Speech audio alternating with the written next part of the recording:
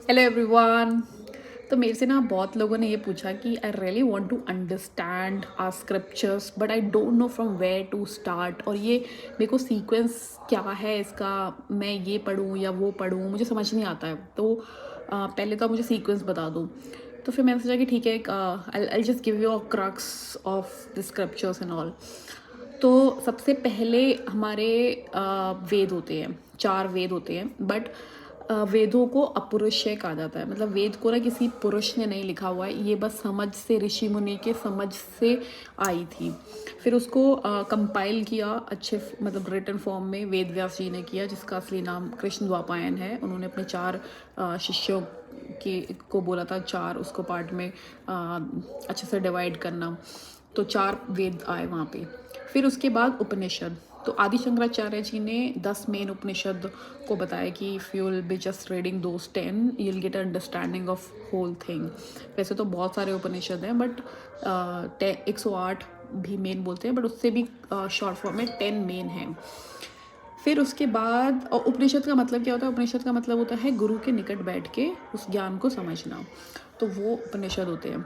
फिर उसके बाद भगवत गीता और कंप्राइज फॉर्म में, कि अगर आप, मतलब इंसान अगर कुछ भी नहीं पढ़ सकता, उपनिषद नहीं पढ़ सकता, वेद नहीं पढ़ सकता, तो भगवत गीता ही को अगर पढ़ ले तो you will get a knowledge of the whole thing, what exactly I mean the talk is all about, है ना। तो Bhagavad Gita is self sufficient in it self.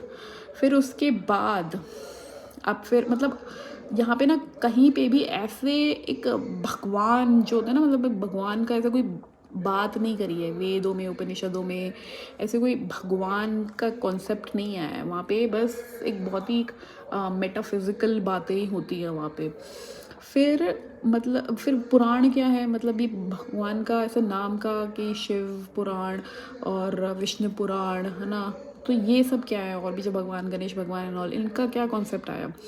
तो यहाँ पे ना एक ऐसे समझ सकते हैं कि अगर मुझे किसी चीज़ को किसी को समझाना है या समझना भी है, मुझे पढ़ना है उसके बारे में, तो it has to be very interesting enough that only I will be interested to pick that up. अगर आम मुझे देखने में अट्रैक्टिव नहीं लग रहा है तो I won't be going for to eat it, right.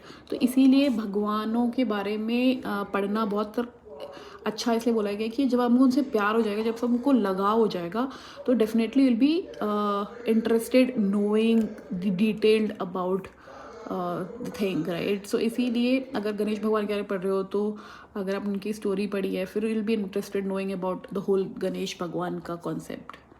Okay, so thank you so much.